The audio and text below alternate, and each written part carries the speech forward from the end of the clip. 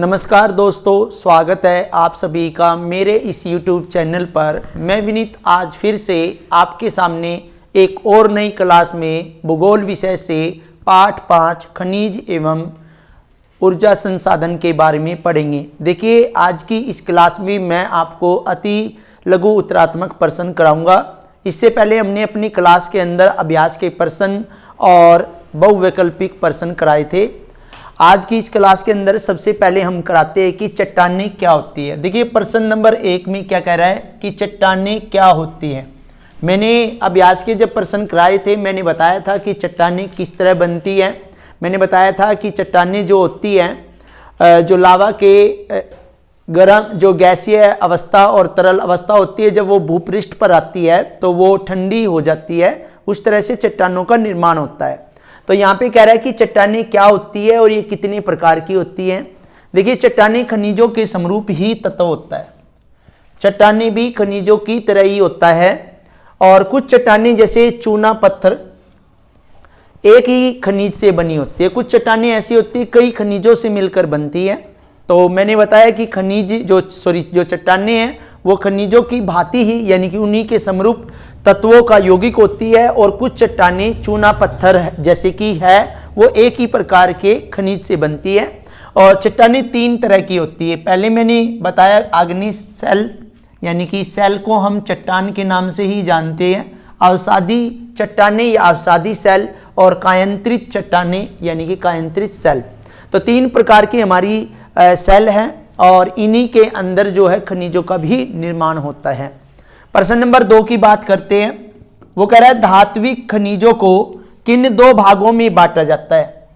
देखिए, धात्विक खनिजों को किन 2 भागों में बांटा जाता है, एक एक उदाहरण देना है। देखिए, धात्विक खनिजों को लोह युक्त और लोह के अतिरिक्त अन्य धातुओं से युक्त 2 उपवर्गों में बांटा जाता है। यानी कि वह धातु जिसमें लोहे का अंश होता है उसे लोहे से युक्त बोला जाता है, और जिसमें लोहे का अंश नहीं होता उसे अलोह या लोह के अतिरिक्त अन्य धातुओं से बना युक्त माना जाता है। तो जैसे लोह खनिज की बात करें या लोह की बात करें तो मैग्नीज, यहाँ पे हम बात करते हैं, ये मैग्नीज है। मैग्नीज अयस्क और लोह अयस्क, इनमें लोहे का अंश होता है। और एलो की बात करें तांबा और बॉक्साइट। देखिए, बॉक्साइट से हम एल्यूमिनियम निकालते हैं, तो ये एलो खनिज है, इसमें लोहे का अंश नहीं होता। अब हम बात करते हैं प्रश्न नंबर 3 की, अयस्क क्या है।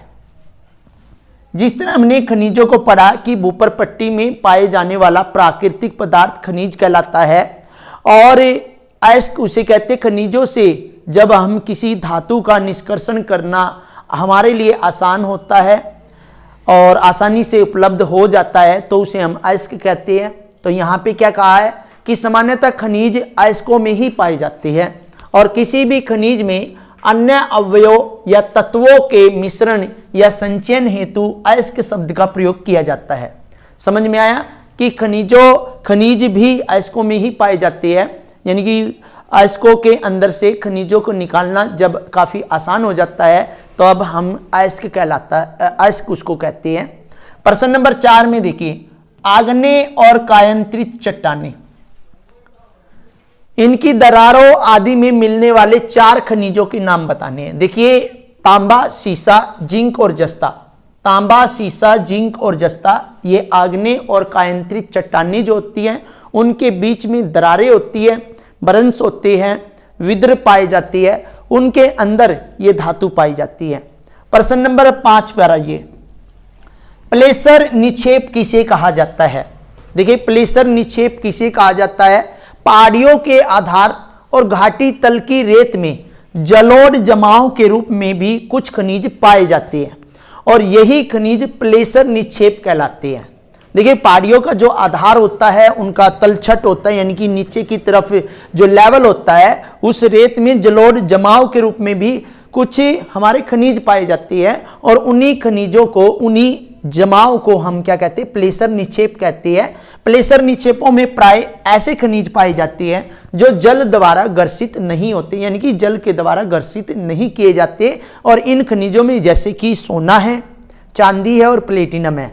तो हमने कई बार कुछ वीडियोज के अंदर भी देखा होगा कि सोने के अंदर सोने को या चांदी को या हम प्लेटिनम को पानी के बहाव के साथ साथ निक्षेप करते हैं, तो वहाँ से दाने के रूप में या रेत के रूप में ये सभी चीज़ें प्राप्त होती हैं।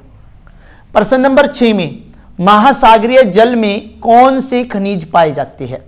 देखिए, महासागरीय जल में नमक, मैग्नीशियम और ब्रोमाइन खनिज पाए जाते हैं और ये समुद्र के जल में घुले हुए होते हैं। इनको जैसे हम नमक को वाष्पीकरण के द्वारा निकालते हैं, तो महासागरीय जल में 3 तरह के नमक मैंने बताया, मैग्नीशियम बताया, ब्रोमीन खनिज मैंने बताया, ये हमारे खनिज जल के अंदर घुले होते हैं। बात करते हैं प्रश्न नंबर 7 की कि रेड होल खनन क्या होता है। देखिए, रेड होल खनन क्या होता है? भारत के अधिकांश खनिज राष्ट्रीयकृत होते हैं, इनका खनन सरकार के सिवाय और कोई नहीं कर सकता, उसे हम रेड होल खनन कहते हैं। यानी कि इनकी देखरेख या इनसे जो खनिज प्राप्त किया जाता है वो सिर्फ सरकार के द्वारा ही किया जाता है। उत्तर पूर्वी भारत के अधिकांश जनजातीय क्षेत्रों में खनिजों का स्वामित्व व्यक्तिगत या समुदायों को प्राप्त होता है। किसको प्राप्त होता है? समुदायों को प्राप्त होता है या किसी विशेष व्यक्ति को प्राप्त होता है।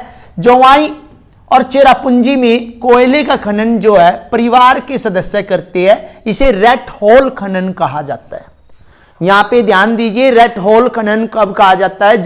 जब सरकार के सिवाय किसी अन्य व्यक्ति, किसी विशेष व्यक्ति या किसी परिवार के द्वारा कोई भी खनिजों का स्वामित्व किया जाता है, तो वहां पे रेड होल कहलाता है। प्रश्न नंबर 8 में देखिए, किसी खनिज भंडार की आर्थिक जीवयता को कौन कौन से कारक प्रभावित करते हैं? देखिए, किसी खनिज भंडार की आर्थिक जीवयता को प्रभावित करने वाले मुख्य कारण है। पहला है, उत्खनन में आसानी होनी चाहिए, बाजार निकट होनी चाहिए और अयस्क में खनिज का सांद्रण होना चाहिए, यानी कि अयस्क के अंदर अधिक से अधिक खनिज पाए जाने चाहिए।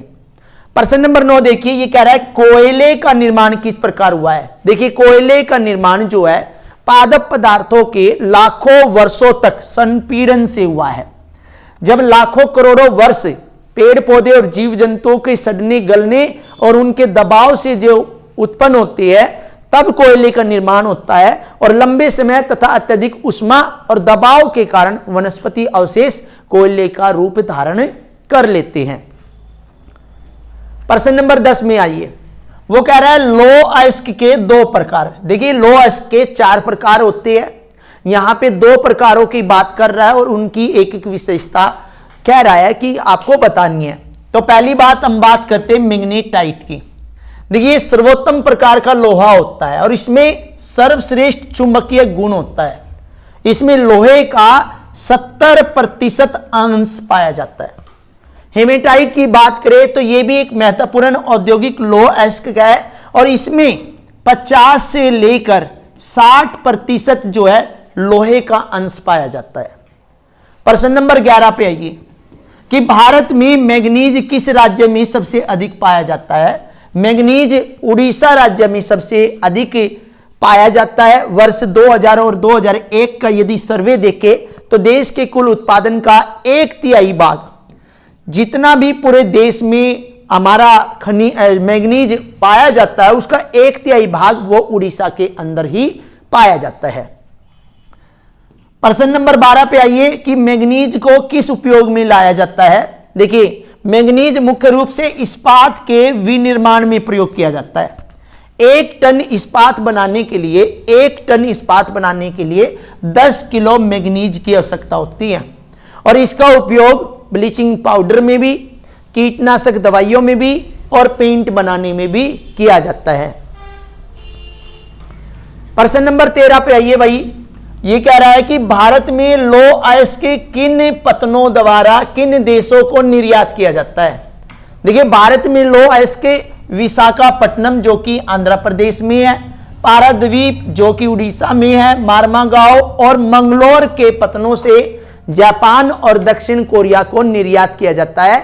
यानी कि अधिकतर जो लोहा है यही इन्हीं बंदरगाहों से होते हुए दूसरे देश में भेजा जाता है, जो कि हमारे देश का निर्यात होता है। प्रश्न नंबर 14, एल्यूमिनियम किस अयस्क से प्राप्त होता है? मैंने बीच में बताया था एल्यूमिनियम जो है बॉक्साइट से प्राप्त किया जाता है। इसका एक उपयोग बताना है। एल्यूमिनियम एक हल्की धातु है और इसका उपयोग वायुयान, बर्तन और अन्य घरेलू उपयोग की वस्तु को बनाने में किया जाता है। प्रश्न नंबर 15 कि भारत में अबरक किन देशों को और किन पत्तनों से निर्यात किया जाता है? अबरक की बात करते हैं। अबरक जो है यूनाइटेड किंगडम, यूके, संयुक्त राज्य अमेरिका, रूस, यूरोप के देशों में निर्यात किया जाता है और इसे प्राय कोलकाता और विशाखापट्टनम का जो बंदरगाह है, जिसको हम पतन के नाम से जानते हैं, वहां से निर्यात किया जाता है। और अबरक की बात करें तो अबरक सबसे अधिक जो है हमारा झारखंड में पाया जाता है। प्रश्न नंबर 16 पे आइए। चूना पत्थर किन खनिजों से मिलकर बना है और इसका उपयोग क्या है? देखिए, चूना पत्थर मैंने बताया था, साइंस में भी पढ़ते हैं हम, कैल्शियम कार्बोनेट अथवा कैल्शियम और मैग्नीशियम कार्बोनेट से बनता है। इसका मुख्य उपयोग यानी कि 75% जो उपयोग है वो सीमेंट उद्योग में होता है। शेष चूने के पत्थर का उपयोग लोहे के प्रगलन और रासायनिक उद्योगों में होता है। लोहे को जैसे कि हम एक्सट्रैक्ट करते हैं, निकालते हैं, उसको गलाने के रूप में उसका उपयोग किया जाता है। प्रश्न नंबर 17 पे आई। ये कह रहा है पेट्रोलियम क्या है और इसकी दो विशेषता बताइए। पेट्रोलियम को खनिज तेल भी कहते हैं और यह ऊर्जा का एक प्रमुख साधन है। सबसे पहली बात, यह बहुत कम धुआं छोड़ता है। दूसरा, इसके जलने पर राख बिल्कुल नहीं बचती और इसका उपयोग अंतिम बूंद तक किया जा सकता है। पेट्रोलियम कितना महत्वपूर्ण है यह आपने देख लिया। जलने पर धुआं नहीं छोड़ता, ना राख छोड़ता और अंतिम बूंद तक यह जलता रहता है। इसके बाद प्रश्न नंबर 18, भारत की प्रमुख तेल परिष्करणशाला या परिष्करणशालाओं के नाम बताइए। मैंने 3 बताई थी आपको, यहां पे बहुत सारी है। भारत को प्रमुख तेल परिष्करणशालाओं के नाम, पानीपत जो है हरियाणा में है, मथुरा उत्तर प्रदेश में है, जामनगर गुजरात में है, कोयानी गुजरात में है, बरौनी बिहार में, बोगईगांव, गुवाहाटी, डिगबोई और नुमालीगढ़ ये असम के अंदर पड़ता है। ये हमारे तेल परिष्करणशाला, यहां पर तेल शोधन का कार्य किया जाता है। प्रश्न नंबर 19, प्राकृतिक गैस के 2 उपयोग बताइए। देखिए, प्राकृतिक गैस एक स्वच्छ ऊर्जा का संसाधन है या ईंधन है और इसे घरेलू और वाणिज्यिक ऊर्जा के रूप में प्रयोग किया जाता है। और प्राकृतिक गैस का उपयोग पेट्रो रसायन उद्योगों में कच्चे माल के रूप में प्रयोग किया जाता है। तो प्राकृतिक गैस की यदि हम बात करें तो यह सबसे स्वच्छ ऊर्जा का साधन माना जाता है। यह घरेलू और वाणिज्यिक ऊर्जा के रूप में इसका प्रयोग किया जाता है और यह पेट्रो रसायन उद्योग में कच्चे माल के रूप में उपयोग में लाया जाता है। प्रश्न नंबर 20, भारत के किन्हीं 4 परमाणु ऊर्जा केंद्रों के नाम बताइए। 4, पहला नरोरा जो कि उत्तर प्रदेश में है, तारापुर महाराष्ट्र में है, कलपक्कम तमिलनाडु में है और रावत भाटा राजस्थान में है और केगा की बात करें कर्नाटका में और काकरापारा आपका गुजरात में। ये हमारे 4 परमाणु ऊर्जा केंद्र हैं जो हमारे देश के अंदर स्थापित किए गए हैं। प्रश्न नंबर 21, सौर ऊर्जा का उपयोग किन कार्यों के लिए किया जाता है? देखिए, सौर ऊर्जा का उपयोग पहला है खाना बनाने के लिए, पानी को गर्म करने के लिए, तीसरा प्रशीतन करने के लिए और सड़कों पर रोशनी के लिए, क्योंकि जो स्ट्रीट लाइट्स या सड़कों पे लाइटें होती है वो सौर ऊर्जा से चार्ज होकर वो रात के समय, अंधेरे के समय जलती है। प्रश्न नंबर 22 में आइए, खुली खान और उत्खनन खान में अंतर बताना है। देखिए, खुली खान जिस स्थान पर खनिज पृथ्वी की सतह के निकट होते हैं वहां मिट्टी की ऊपरी परत हटाकर इसे प्राप्त किया जाता है, उसे बोलते हैं खुली खान। लेकिन जब यहां पे देखिए, जब खनिज पृथ्वी की सतह से खोदकर निकाले जाते हैं तो उसे उत्खनन कहा जाता है, यानी कि ये नीचे गहराई तक होते हैं। प्रश्न नंबर 23 पे आइए कि प्राकृतिक गैस को वर्तमान शताब्दी का ईंधन क्यों कहा जाता है। देखिए मैंने बताया था अभी अभी कि जो प्राकृतिक गैस है ऊर्जा का स्वच्छ ऊर्जा का संसाधन है, इसके जलने से कम कार्बन डाइऑक्साइड निकलती है और यह पर्यावरण के अनुकूल मानी जाती है, इसलिए इसे वर्तमान शताब्दी का ईंधन कहा जाता है। प्रश्न नंबर 24 पे आइए कि भारत में प्राकृतिक गैस के वितरण का संक्षिप्त वर्णन करना है कि कहां कहां यह पाई जाती है।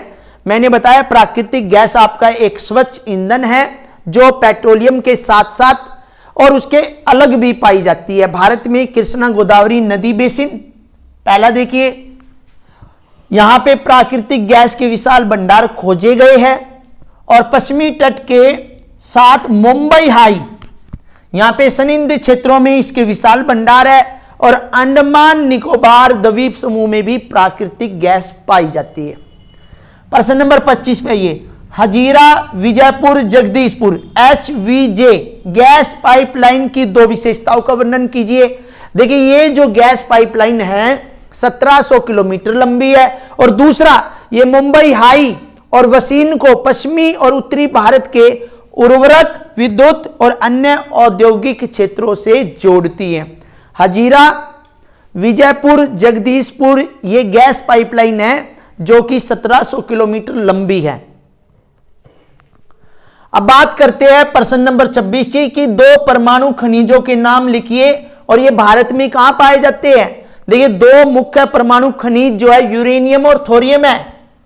यूरेनियम और थोरियम ये खनिज झारखंड और राजस्थान की अरावली पर्वत श्रृंखला में पाए जाते हैं और यदि हम बात करें थोरियम की, केरल में मिलने वाली मोनोजाइट रेत में भी थोरियम का अंश पाया जाता है। एक जगह है तरनाकोर, वहां पे थोरियम सबसे अधिक पाया जाता है जो कि केरल राज्य में है। प्रश्न नंबर 27 बायोगैस से किसानों को क्या क्या लाभ है। देखिए बायोगैस से किसानों को स्वच्छ ईंधन प्राप्त होता है, इससे उन्हें खेतों के लिए उत्तम प्रकार की खाद भी मिलती है। तो यहां पे दो मेन मुद्दे मैंने आपको बता दिए, किसानों को स्वच्छ ईंधन और दूसरा स्वच्छ खाद उत्तम प्रकार की। प्रश्न नंबर 28 पे आइए क्या कारण है कि ताप विद्युत ग्रह और भारी उद्योग प्राय कोयले क्षेत्रों अथवा उनके समीप ही स्थापित किए जाते हैं। देखिए कोयला जो है ऊर्जा का एक अच्छा संसाधन माना जाता है, यानी कि कोयला एक स्थूल भारी जिसको हम बोलते पदार्थ है, इसका उपयोग करने के बाद यह राख में बदल जाता है जिससे इसका भार घटता है और इसी कारण भारी उद्योग ताप विद्युत ग्रह कोयला क्षेत्र या उसी के निकट ही समाप्त किए जाते हैं क्योंकि वहां पे ऊर्जा की सबसे ज्यादा अधिकता की जरूरत होती है, आवश्यकता होती है। प्रश्न नंबर 29 पे आइए कि विद्युत कौन से दो तरीकों से पैदा की जाती है। देखिए विद्युत जो है मैंने बताया कि बहते हुए जल से हाइड्रो टर्बाइन चलाकर जल विद्युत पैदा की जा सकती है और दूसरा ईंधन जैसे कि कोयला, पेट्रोलियम और प्राकृतिक गैस, इसके जलने से टर्बाइन चलाकर ताप विद्युत पैदा की जा सकती है।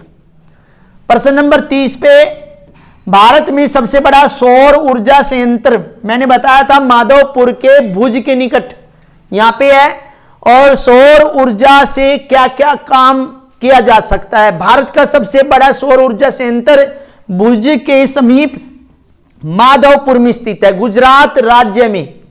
और इनका कार्य क्या है, जो बड़े बड़े दूध के कंटेनर होते हैं उनको कीट मुक्त किया जाता है। यहां सौर ऊर्जा से दूध के बड़े बड़े बर्तनों को कीटाणु मुक्त किया जाता है। प्रश्न नंबर 31 सौर ऊर्जा का प्रयोग पर्यावरण संरक्षण और कृषि में क्या योगदान देगा।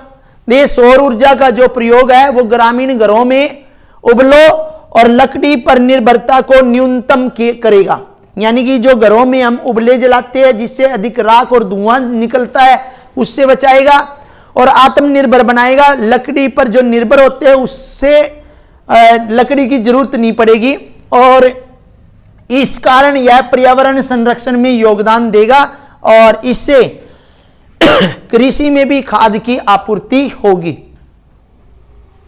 प्रश्न नंबर 32 पे आइए। भूतापीय ऊर्जा के दोहन के लिए भारत में कौन सी 2 प्रायोगिक परियोजनाएं आरंभ की गई है? पहली है हिमाचल प्रदेश में मणिकर्ण के समीप पार्वती बाटी में, और दूसरा लद्दाख के पूगा घाटी में। यहां पे भूतापीय ऊर्जा के दोहन के लिए 2 प्रायोगिक परियोजनाएं हमारी शामिल की गई है हिमाचल प्रदेश लद्दाख के अंदर। प्रश्न नंबर 33, ऊर्जा के नवीकरणीय और अनवीकरणीय संसाधन किसे कहते हैं? देखिए सिंपल सा प्रश्न है। ऊर्जा के वे संसाधन जिनका लगातार प्रयोग करने के बाद भी उनकी पुनः पूर्ति हो जाती है, उन्हें हम नवीकरणीय कहते हैं। और वे साधन जिनका एक बार प्रयोग करने के बाद उनकी पुनः पूर्ति नहीं हो पाती, लाखों करोड़ों वर्ष लग जाते हैं, उन्हें अनवीकरणीय कहते हैं। नवीकरणीय के एग्जाम्पल है सौर ऊर्जा, जल ऊर्जा, पवन ऊर्जा और ज्वारीय ऊर्जा। और अनवीकरणीय संसाधन की बात करें तो यहां पे कोयला, पेट्रोलियम और प्राकृतिक गैस, ये हमारे 3 अनवीकरणीय संसाधन हैं। देखिए आज की क्लास के अंदर हम अति लघु उत्तरात्मक प्रश्न ही कराएंगे। जो भी स्टूडेंट हमारे चैनल पर नए हैं वो हमारे चैनल को सब्सक्राइब कर ले। वीडियो अच्छी लगे तो लाइक करें, ज़्यादा से ज़्यादा शेयर करें। धन्यवाद।